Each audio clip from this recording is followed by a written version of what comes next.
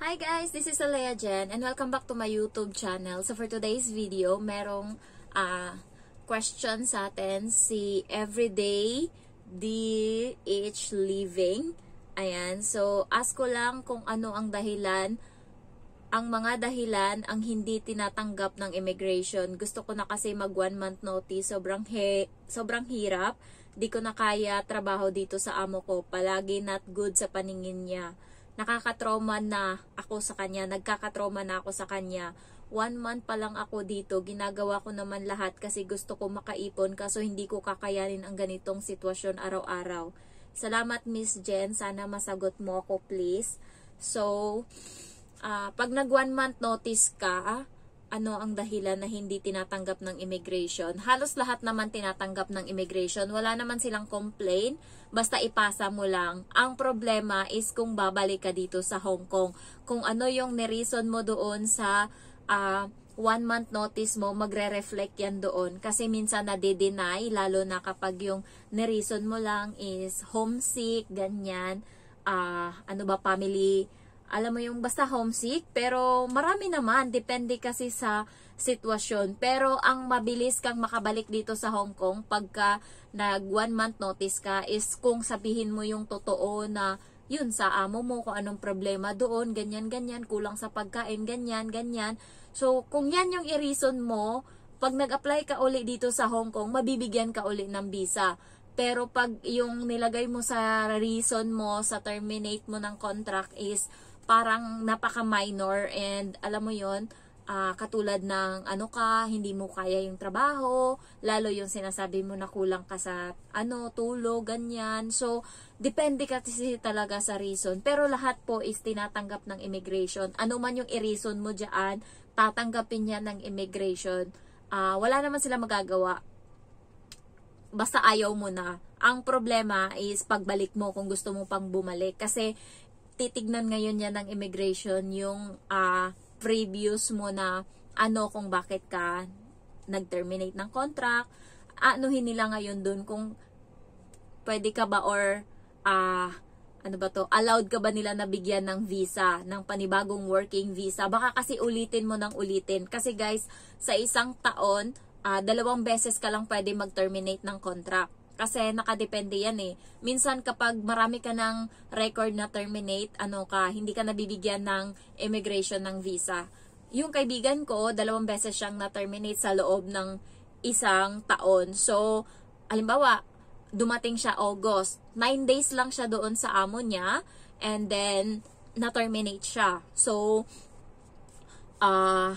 pagka-terminate niya, umuwi siya, naghanap siya ng amo. So, nakahanap siya kaagad ng amo, umuwi siya ng Pilipinas.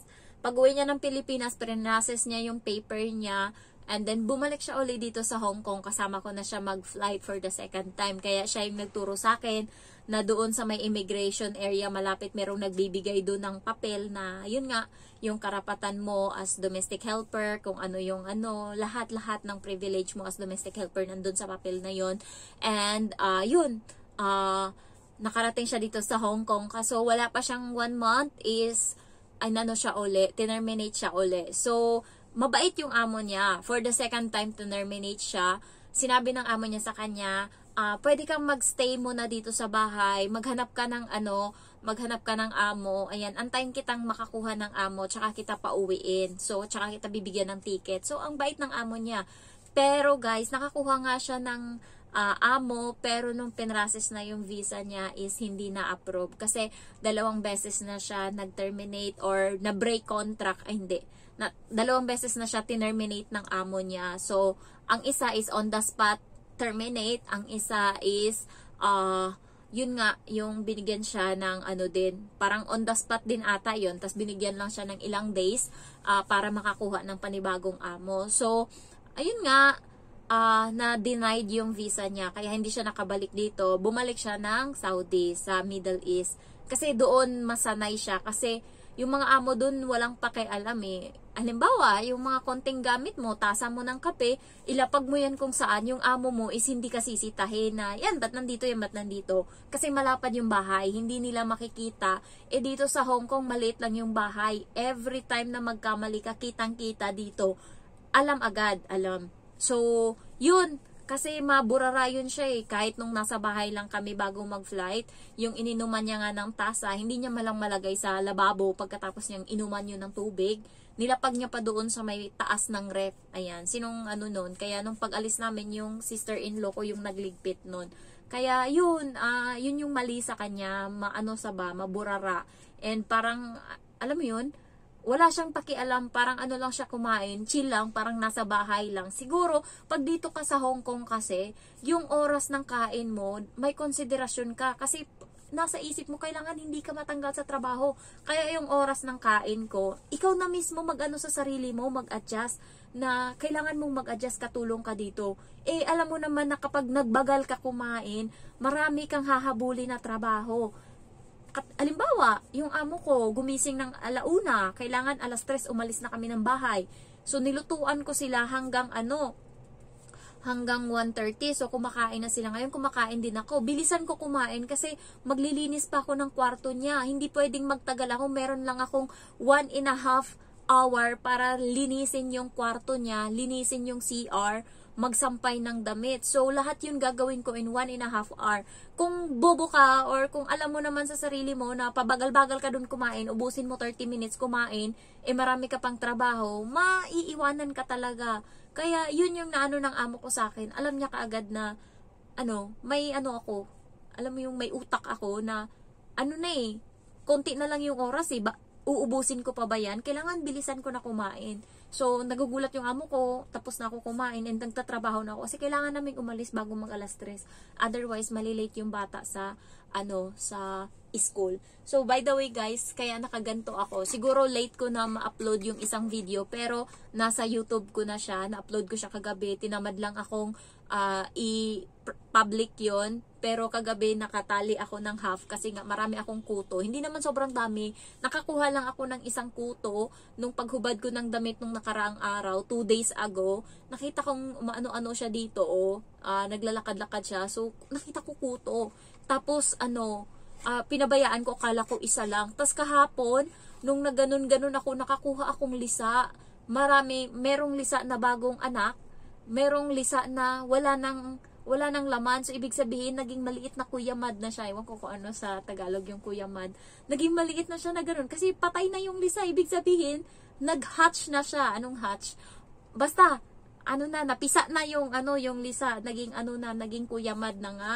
So, bumili ako guys. Huwag niyong balake na magkaroon ng kuto dito sa Hong Kong. Ang mahal. So, eto, nabili ko siya ng 88 Hong Kong dollars. So, it's so expensive and I don't know kung mapapatay niya nga talaga yung kuto sa ulo ko. So, 'di ba sa Pinas merong 15 pesos lang ba or 45 pesos pala yung bili ko, yung Quell na shampoo para sa kuto sa Watson yun nabibili. And yun, madali lang yun eh. Isang beses ko lang yung ulo ko nun. Kasi sobrang kati nun pagkatapos mo mag-shampoo, tapos mararamdaman mo yung kuto na parang nagaganon-ganon sila. Alam mo yung basta sobrang kati ng ulo mo nun, nasarap talagang anuhin. Tapos kinukuskus ko siya ng towel and then dumidikit yung kuto sa towel. Kasi nga nahawa ako sa kaibigan ko. And ngayon, itong kuto ko, nahawa ako sa pamangkin ko. Alam nyo guys, ang ganda ng pamangkin ko. Magaganda sila pero may kuto. Ayan, so ako kasi nga hindi pwedeng magkakuto tayo dito sa Hong Kong. Mahirap dito magkakuto. Hindi mo ma-imagine. Grabe. Parang pag malaman pati ng amo nyo na may kuto kayo, baka ipalaba lahat. Kailangan alam mo yung dryer, ganyan. Kailangan yung hot na water yung gagamitin. Baka nga ipabaliktad sa akin to yung buong bahay pag nalaman na may kuto ako. Paano pa pag hindi ko to naagapan? And then nakita nila yung kuto dito sa damit ko, nahulog. Ay, Diyos me, puta. Kaya, bago pa sila, bukas darating na sila eh. Kaya, ngayon talaga, nilibot ko yung buong mall. Makahanap lang ng pampatay sa kuto, hindi pa ako nakahanap. Sa Mannings, tinanong ko sila, wala. Sa Watson, wala din. Ang mahal guys sa Watson, nag-search ako sa Google. $229 yung 100 ml nila. And hindi ko sure kung ano yun. So, naghanap ako sa mga Chinese na shop, yung dispensary. Nagtanong ako doon ng kuto. Hindi nila alam. Naghanap sila, wala silang makita. Tapos, iba pala yung pangalan sa kanila, Scabs. Ayan, so scabs pala yung anti-scabies. Ayan, so yung isang 30 ml neto is sa buhok ko lang talaga siya nalagay. Ayan, ayan, nilagay ko sa buhok ko and then hindi ko pa siya natuyo na siya. Sana nga mamatay na sila. Kasi ang sabi dito, 8 hours ba? 8 to 14 hours bago banlawan daw. Then wash off completely. So, na to? Bukas ko pa to babanlawan. Sakto wala yung amo ko. Hindi ko to magagawa pag nandito sila. So, kaya wag nyong balaking magkakuto talaga. Pag hindi pa talaga to namatay yung kuto ko, pupunta ako sa Central. Sana lang meron sila ng binibenta doon na pangkuto. Kaya yung mga nagbabakasyon sa Pinas, ingatan nyo yung ulo nyo. Magdala na kayo kung may mga anak kayo ng mga bata pa. Magdala na kayo ng bumili na kayo sa Watson ng Quell na shampoo. So, magbili talaga ako niya ng 2 pag uwi ko. Baka kasi matsambahan na naman ako. Mabilis lang akong mahawaan ng kuto eh. Pero madali lang din siya makuha. So, hindi ko lang talaga ma-explain kung may kuto ako. Hindi tumitigil yung kamay ko. Marami na akong falling hair na nakuha. Kasi nga, hindi ko tinitigilan kakaganyan-ganyan yung buhok ko ng hanap ng lisa. So, may nahanap ako patay, disappointed. Pag nakahanap ako ng bagong anak na lisa, so, tuwang-tuwa ako. So, sana mga matay na talaga sila. Kaya, na-stress na talaga ako. Ayoko makita ng amo to. Napaka-arte ng amo ko. Hindi pwedeng magkakuto ako. So, ayun lang guys, sana nasagot ko yung tanong ng isa nating subscriber. 1 month ka pa lang, siguro sobrang hirap dyan ang pinagdadaanan mo. I know na mahirap, pero kung kaya mo pang tiisin, konti pa para lang magkaroon ka pa ng konting pera bago makauwi ng Pilipinas. And kung hindi mo na talaga kaya, mag 1 month notice ka na. Ilagay mo lang, depressed, ayan, homesick. Lagay mo homesick, tanggapin yan ng immigration. Pero pagbalik mo dito, medyo delikado kasi nga homesick yung nilagay mo. Pero pwede mo ding sabihin family problem, ganyan, walang magbabantay sa anak mo kung may anak ka. Pwede mo sabihin yan. And then pagbalik mo, tanungin kanila bakit ganito. Siyempre yung bata nung maliit pa nagkakasakit, ngayon malaki na siya, pwede nang iwanan. So pwede mong i-reason out yan. And pwede mo ring sabihin yung totoo na ganito yung about sa amo mo, pero kasi baka pag-initan kanila kapag nag 1 month notice ka. So, yun lang. Thank you for watching and I love you all. Bye-bye.